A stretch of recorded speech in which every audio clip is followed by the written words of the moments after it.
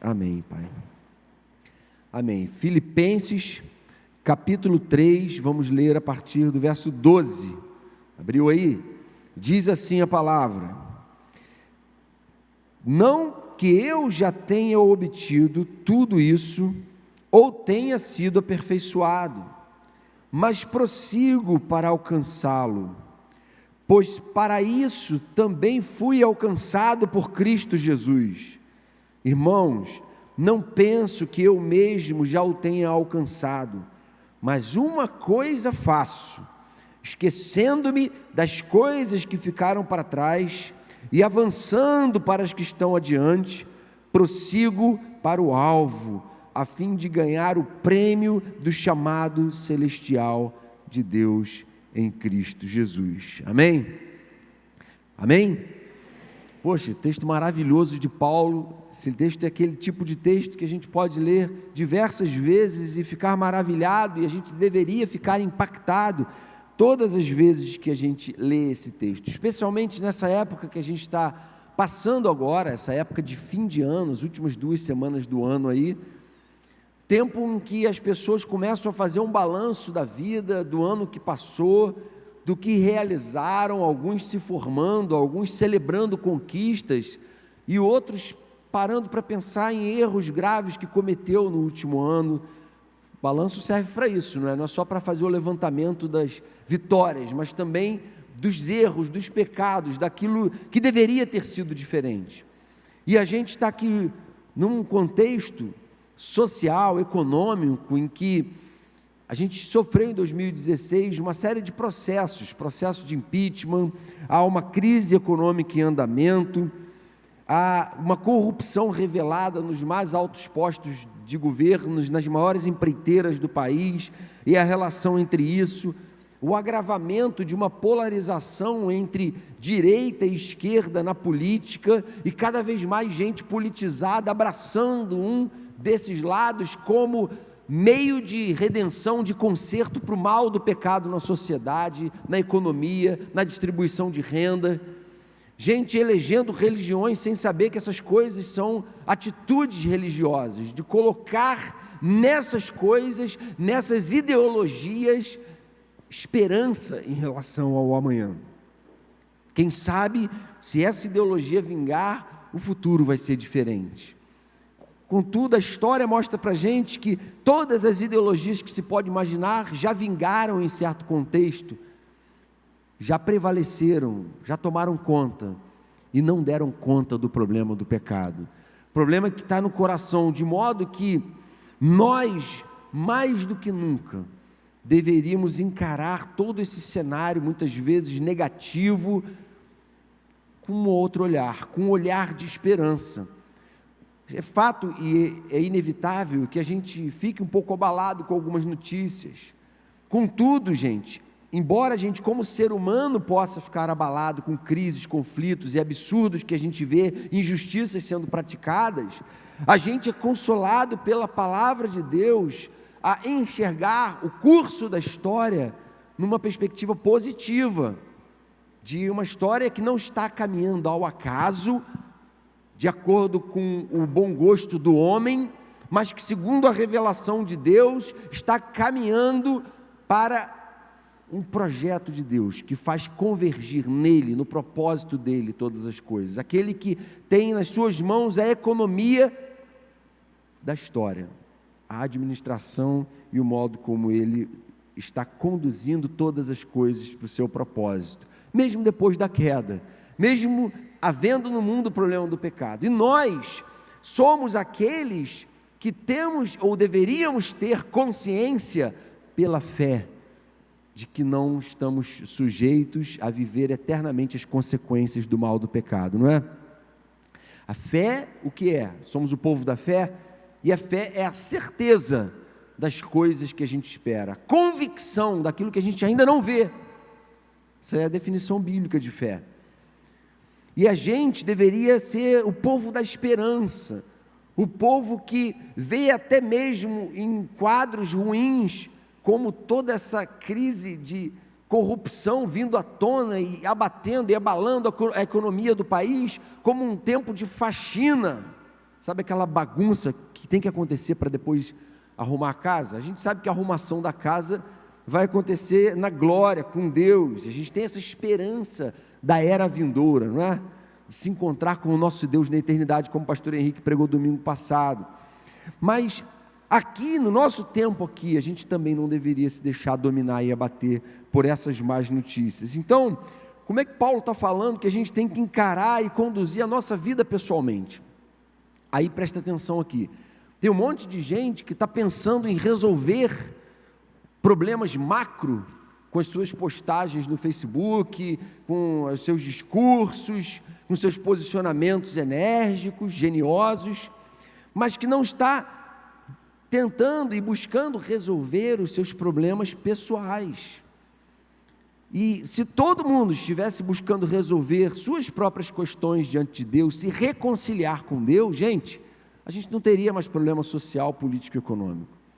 Só existem essas coisas porque houve uma ruptura com Deus, porque a humanidade é pecadora, e eu e você não escapamos a isso, de modo que se a gente não acordar para a revelação do Evangelho, e entender que o Evangelho precisa nos transformar primeiro, muito mais do que qualquer discurso, a gente não vai passar a mensagem correta, a gente não vai encher o coração das pessoas de esperança, elas vão se frustrar com mais uma ideologia religiosa e política que não tem fundamento naquilo que Deus está fazendo na minha vida pessoalmente. Então o convite desse texto é a gente parar para pensar na nossa própria vida, o que a gente tem feito da nossa vida até aqui, e o que Deus quer que a gente faça. Então, como é que a gente tem que encarar esse fim de ano, início de uma nova etapa, alguns se formando, outros simplesmente indo para o próximo ano na faculdade, enfim, momento específico da vida que você está vivendo. Em primeiro lugar, Paulo diz que a gente tem que prosseguir rumo à salvação. Não que eu já tenha obtido tudo isso, ou tenha sido aperfeiçoado, mas prossigo para alcançá-lo. Pois para isso também fui alcançado por Cristo Jesus. Para que a gente está vindo aqui sábado a sábado, domingo a domingo, célula a célula, toda semana? Para que é isso? Se não, para a gente fortalecer o projeto do discipulado cristão, da imitação de Jesus. Isso é o Evangelho. Alguém já disse que o Evangelho não é uma doutrina, é uma pessoa, é a pessoa de Jesus, alguém que viveu entre nós, pisou esse mundo e encarnou a palavra, e viveu e disse: olha, o jeito que vocês têm que viver é assim, os valores que vocês têm que ter são esses. E será que a gente pode dizer: olha, eu estou cada vez mais parecido com Jesus, eu perdoo as pessoas cada vez mais como Jesus perdoava, eu amo meus inimigos cada vez mais como Ele amou, eu sou puro de coração cada vez mais do mesmo jeito que Jesus era quando pisou no mundo, quando foi homem, desde que encarnou. Será que a gente pode dizer que está dentro desse processo? Será que a gente pode dizer que tem consciência de que a nossa vocação como cristãos é essa imitação de Jesus, e a gente tem então buscado cada vez mais definir as nossas atitudes, as nossas decisões, as nossas vontades, sujeitando elas ao governo de Deus, à palavra de Deus, em obediência a Cristo? Ou será que a gente tem muitas vezes tomado o governo, tomado o controle das coisas, e a gente não acha mais tão importante buscar essa perfeição sobre a qual Paulo está falando aqui? A gente não leva mais tão a sério essa coisa de prosseguir para alcançar. A gente não tem consciência de que foi para isso que a gente foi alcançado. Paulo fala que nós fomos predestinados para quê? Para a gente sair por aí dizendo: eu sou calvinista, eu sou predestinado, eu sou eleito? Não. Nós fomos predestinados para sermos conforme a imagem de Jesus Cristo. Para isso que você está aqui ainda. Isso é a fé que nós temos, é aquilo, gente, que pode sim transformar a realidade das pessoas que estão à nossa volta. Às vezes a gente fala assim: o Evangelho é a esperança para a sociedade. E as pessoas entendem esse discurso como alienação, porque elas não conseguem entender a repercussão e as transformações que o Evangelho causa de dentro para fora. E a gente louva a Deus, porque não só eu, mas os outros pastores da igreja também, a gente tem que fazer a entrevista para receber as pessoas como membros da igreja, e quantos testemunhos maravilhosos a gente tem ouvido de jovens que falam para a gente assim: olha, eu falo, por que você decidiu ficar aqui na igreja? O que te cativou aqui? Ele falou: olha, eu passei por outros lugares, mas eu tenho visto jovens aqui levando a sério Deus e a palavra dele. Isso impactou muito a minha vida, porque eu nunca vi isso em lugar nenhum. Irmãos, isso tem que ser cada vez mais uma realidade no nosso meio. Gente chegando aqui falando: olha, eu estou impactado. Sabe por quê? Essa foi a minha experiência pessoal. O que me deixou totalmente encantado e fascinado com a igreja, maravilhado com o reino de Deus, foi ver gente da mesma idade que eu, apaixonada por Jesus, levando a palavra dele a sério, não porque os seus pais, porque fulano ou beltrano seguiam, mas porque eles tinham uma experiência pessoal com Deus e estavam buscando crescer cada vez mais nessa experiência. Você pode dizer isso hoje? Eu tenho buscado viver cada vez mais intensamente na presença de Deus. Eu tenho experimentado coisas novas todos os dias, porque essa é a perspectiva da palavra. Sabe o que Paulo fala lá em Romanos 6,4? Que a gente foi sepultado com Jesus na morte, por meio do batismo. O batismo significa essa morte do velho Jonatas, e Jesus passando a viver, a fim de que, assim como Cristo foi ressuscitado dos mortos mediante a glória do Pai, também nós vivamos uma vida nova, vivamos em novidade de vida. Em que sentido a gente foi sepultado? A gente entrou na terra, foi enterrado? Não, no sentido de que a gente também experimente uma vida nova, diferente da que a gente vivia até então, com valores diferentes, com atitudes diferentes, com uma pureza que não é nossa, com uma alegria em Deus que não vem de dentro de nós, vem do Espírito Santo operando, que não vem de nós por natureza, de uma experiência pessoal com Deus, na pessoa do Espírito Santo, que enche o nosso coração e motiva a nossa vida, de modo que a gente não está aqui porque a gente acha bacana essa religião diferente, moderna, que tem luzes e som maneiro. A gente está aqui porque Jesus está aqui, e Jesus está aqui porque onde houver 2 ou 3, em nome dEle, amando Ele, comprometidos com Ele, ali Ele está no meio deles, amém? Jesus está no nosso meio, porque tem gente aqui vivendo isso. Talvez você diga assim: Jonas, você não está sabendo do que alguns estão praticando e do que está rolando por aí. Graças a Deus que eu não estou sabendo. Não que eu não queira saber, a gente deve saber. Mas a gente não pode se deixar dominar pelas más notícias e pelos maus testemunhos, pelos maus exemplos de alguns. Tem gente que é assim, está sempre pronto a propagar a tragédia, o mal e o erro do outro, mas não está pronto a valorizar e a glorificar a Deus pela ação dele no nosso meio. E a gente pode dizer, gente, que hoje tem muita gente aqui tendo a vida transformada, impactada e visitada pelo Espírito Santo, e a gente está focado nisso. Não só nisso, a gente procura tratar as falhas e defeitos, mas a gente não pode tapar os olhos para tanta coisa que Deus tem feito na vida de tanta gente. Salvação não é resultado do nosso esforço por santidade. Presta atenção, quando Paulo está falando isso, que a gente tem que continuar nessa luta, nessa busca, ele não está dizendo que é para a gente alcançar a salvação, mas ela se torna evidente nele. Nosso esforço por santidade não nos dá a salvação, o que nos dá a salvação é apenas o que Jesus fez na cruz por nós, mas a única evidência de que a gente foi salvo, é que a gente tem buscado viver uma vida de santificação, de imitação de Cristo, de coerência com o Evangelho. Será que você pode dizer, isso tem sido cada vez mais uma realidade na minha vida?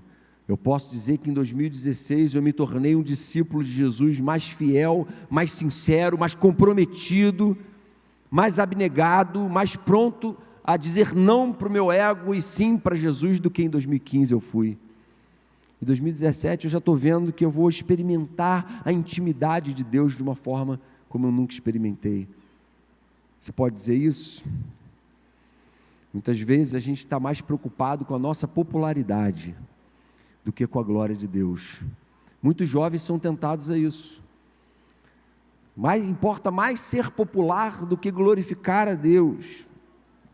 Quando o Evangelho diz assim para a gente, olha o que Jesus disse: muitos odiarão a vocês por causa do meu nome, mas aquele que perseverar até o fim, esse será salvo. Não é a perseverança até o fim que salva, é Jesus que salva. Mas o que persevera até o fim é aquele que de fato teve uma experiência com Deus. Não é igreja visível, não é igreja hall de membros, é a igreja de Jesus com I maiúsculo. É a comunidade invisível daqueles que experimentaram um novo nascimento. Então, perseverar em 2017, a gente vai perseverar em buscar muito mais ao Senhor do que a nossa própria popularidade. Uma segunda meta aqui para 2017, esquecermos das coisas que ficaram para trás. Ele fala isso, né? Esquecendo-me das coisas que ficaram para trás. Por que é importante esquecer das coisas que ficaram para trás? Tem gente que vive dominado pelo passado, não é? Tanto coisas boas que experimentou no passado, como coisas ruins também. Se deixa dominar pelo passado. Aquele tipo de cara que está sempre, meu time é pentacampeão, mas ele foi pentacampeão na década de 70, não é? E está até hoje. Não vou nem falar nenhuma dica que eu não entendo nada, não tenho nenhum dado aqui para trazer para vocês, né? A busca do mais de Deus para nós tem tanto a ver com a reafirmação do projeto de imitação de Cristo, com essa perspectiva positiva que a gente colocou no primeiro ponto, como também com a renúncia de uma vida regida pelo passado. Não viver dominado pelo passado, por aquilo que ficou, pelos estigmas, pelas marcas que você traz, de experiências ruins que você teve, e você já atrelou a sua identidade a certos pecados, e você já não consegue mais se ver livre daqueles pecados, já não consegue mais desassociar você mesmo daqueles pecados, já há um envolvimento afetivo, visceral com certos pecados.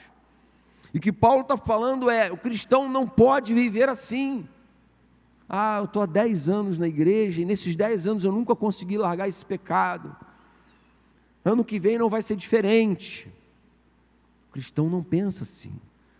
Para Paulo, o cristão tem que estar sempre assim, cara, não interessa os meus erros do passado, eu vou continuar buscando acertar diante de Deus. Não interessa o mal que me fizeram no passado, eu vou continuar focado no bem que Deus planejou para mim, em Cristo. E tem proposto a mim no Evangelho.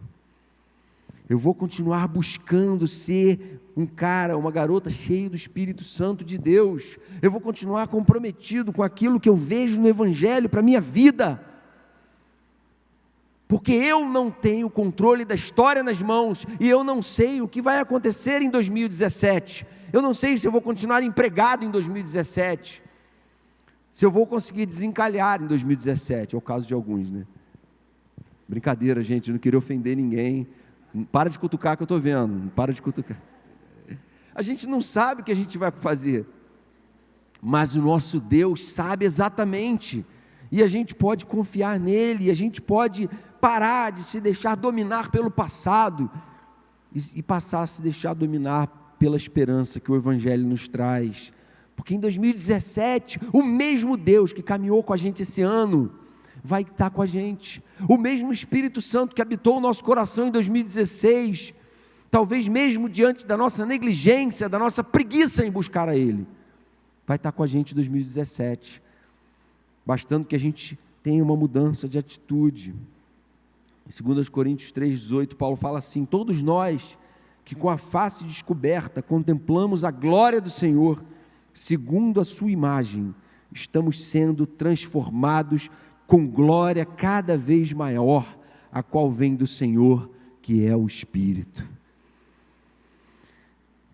vamos contemplando o Senhor e vamos sendo transformados cada vez mais, com glória cada vez maior, cada vez mais capazes de refletir a luz do Senhor, cada vez mais capazes de refletir a beleza da santidade do Senhor, cada vez mais capazes de refletir o zelo por uma vida santa, já que sem santidade ninguém vai conhecer o Senhor.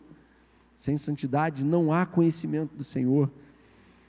Santidade não nos salva, mas ela evidencia que há salvação em nossa vida. Como Spurgeon dizia, né, a santificação é o lado visível da salvação. Foi uma frase muito feliz dele. Quando o autor de Hebreus, lá no capítulo 11, fala sobre os heróis da fé e conta sobre várias histórias gloriosas do passado, ele conta tudo aquilo não para dizer que a gente tem que viver do passado, mas só para dizer o seguinte: também nós, entende? Também nós.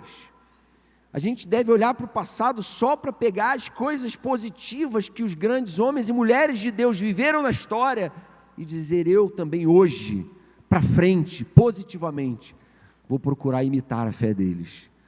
Não olhar para o passado para ficar buscando coisas que nos façam hoje vítimas, dominados pela nossa própria depressão que se retroalimenta. Terceira meta e última aqui para 2017. Avance para frente, avançando para os que estão adiante. 14. Prossigo para o alvo, a fim de ganhar o prêmio do chamado celestial de Deus em Cristo Jesus. Prossigo para o alvo, prossigo para a meta, que é glorificar a Deus na minha vida, não viver uma vida derrotista, uma vida vitimizada, como se eu fosse alguém que, pobrezinho de mim, o pecado é muito forte em mim, eu não consigo dar conta disso, é um prazer muito grande. Um amigo meu uma vez afirmou assim: não, se Deus sabia que, por que Deus criou esse prazer tão intenso, se a gente não teria condições de dar conta dele? Na verdade, Deus não criou o pecado, Ele criou o prazer santo, e o pecado veio e fez essa desgraça. Agora, o Evangelho não diz que a gente está debaixo de todo o poder das trevas, vivendo escravo dele, oprimido por ele. O Evangelho diz que a gente está reinando com Cristo sobre todo principado e potestade, com Cristo em glória. Isso não é triunfalismo, isso é a Bíblia. Vai lá ler Efésios capítulo 2. Diz que você, que tem o Espírito Santo no seu coração, que teve uma experiência com Deus, que nasceu de novo, que tem levado a sério a obediência à palavra de Deus, que tem buscado se santificar, que não brinca com aquilo que não se brinca, que não professa uma fé falsa, hipócrita, incoerente, você que tem estado na luta contra o pecado, a Bíblia diz que você está reinando sobre todo o principado e potestade, você exerce autoridade sobre eles, você não é vítima. Não são as portas do inferno que vêm sobre você, são as portas do inferno que não resistem à ação da igreja. Isso que a palavra fala, que a igreja vai avançando e derrubando as portas do inferno. Somos nós que estamos na ofensiva. Nós quem? Aqueles que têm fé, uma fé consciente de sua própria vocação, segundo o Evangelho. E aí não vivem igreja clubinho. E aí não vem para a igreja porque lá que estão as garotas bonitas e o meu clubinho maneiro que eu vou ter a minha galera. A igreja é lugar de eu me alimentar, do banquete, da palavra, é o lugar de eu ser encorajado na minha fé. A igreja é um meio social bendito que o próprio Deus criou para eu ter comunhão e ter gente caminhando comigo, me encorajando nas minhas fraquezas. Igreja é lugar para eu buscar me encher do Espírito Santo, para eu adorar o meu Deus junto com aqueles que estão no mesmo propósito que eu, e me preparar como missionário para ir, seja para onde for, e ser luz lá no meio das trevas. Quem são esses? São aqueles que não assumiram essa posição de vítima. São aqueles que cansaram de um cristianismo medíocre, improdutivo, e falaram para o Senhor: Senhor, eu estou aqui, eu quero ser teu, eu quero ser usado pelo Senhor, eu quero estar preparado para isso, eu quero mais do Senhor para a minha vida, e eu sei que o Senhor tem sempre mais para mim, e eu não quero ficar aqui com esse coração abatido, derrotado, entrando no ano que vem, assim, acomodado.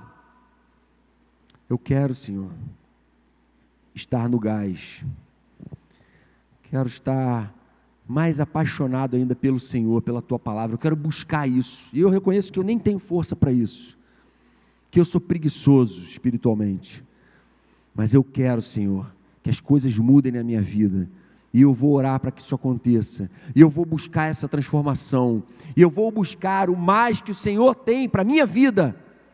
Eu quero conhecer o dom que o Senhor quer que eu desenvolva para desempenhar o ministério e o serviço. Eu quero assumir responsabilidade, eu quero me comprometer, eu quero parar de ser um crítico de plantão esquentando o banco. Eu quero dizer para o Felipe, para o pastor Franklin: olha, eu estou aqui, eu quero ser útil, eu não estou aqui para atrapalhar, estou aqui para somar. Como é que eu posso somar? Preciso orar? Que horas é a oração? Eu quero estar junto. Gente, tem um mundo inteiro perdido aí fora, só você sair sábado à noite, como essa hora que a gente está aqui, ou um pouco mais tarde, mundo inteiro de pessoas, como eu e como você, também destituídas da glória de Deus, também perdidas em suas próprias transgressões, debaixo de peso de condenação, de culpa, com o câncer do pecado corroendo a vida delas. E eu e você temos o remédio.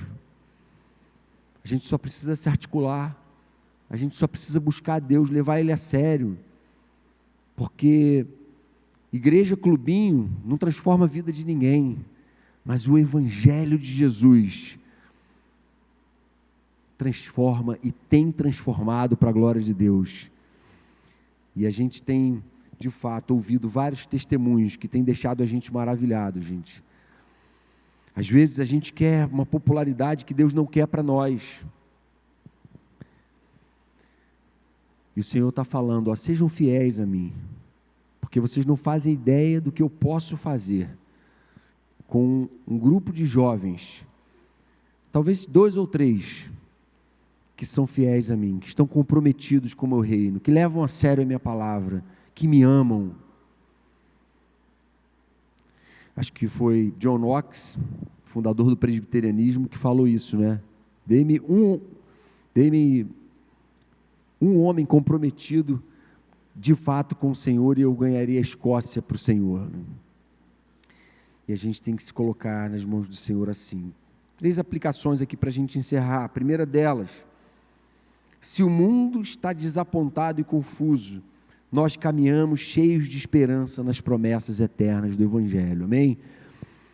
Essas promessas que não são apenas egoístas, não é assim: poxa, eu estou tranquilo nas promessas do Evangelho para mim, não.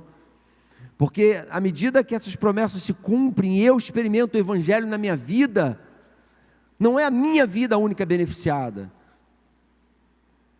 Uma vez, num debate, um amigo meu disse assim, um debate de Facebook desses, que a gente não deveria entrar, não é? Mas acaba entrando: ah, vocês evangélicos falam mal do aborto, eu queria saber o que vocês têm feito pelas mulheres que hoje estão morrendo nas clínicas clandestinas de aborto. Eu disse: olha, essa estatística de mulheres que morrem, eu nem tenho ela e nem conheço, mas eu tenho certeza que ela seria muito maior, se não fosse a ação transformadora no Evangelho na vida de milhões de mulheres nesse país. Mulheres que deixaram de ter gravidezes indesejadas, deixaram de passar por essa experiência amarga e de submeter a uma crueldade, a um assassinato desse, porque tiveram as suas vidas transformadas pelo Evangelho. Mulheres que eram amigas de pessoas como eu e você, que falaram do amor de Deus para elas, e que viram o Evangelho na nossa vida, e nunca precisaram passar por uma experiência como essa. O Evangelho transforma a sociedade de dentro para fora, começando na sua vida, da sua vida para a sua casa, da sua casa ao redor, no lugar onde Deus te colocou como missionário. Então o mundo está desapontado e confuso, mas a gente tem que se apegar à esperança do Evangelho. Segunda aplicação: enquanto muitos vivem presos ao passado, a Bíblia nos ensina que ele foi sepultado e em Cristo podemos viver novidade de vida. Podemos não, devemos viver novidade de vida. Não há outra alternativa. Se estamos em Cristo, não faz mais sentido a gente viver subjugado pelos mesmos pecados, erros e mentiras e escravidões. Terceira aplicação: vamos agora viver nessa perspectiva positiva da nossa jornada neste mundo, de glória em glória, de fé em fé. Amém? Senhor, queremos te louvar e bendizer, porque é essa mensagem que nos convida de volta ao teu caminho, de volta, Senhor, a uma atitude de submissão à tua palavra, de imitação da beleza da tua santidade. A gente quer te pedir que o teu Espírito Santo se derrame sobre nós e nos leve a te buscar, Pai, muito mais intensamente do que temos te buscado até aqui. Queremos ver, Senhor, na nossa vida, esse senso de missão e de vocação se cumprir a cada dia. Queremos que o próximo ano seja ainda mais marcado pela ação poderosa do Senhor nas nossas vidas, transformadora do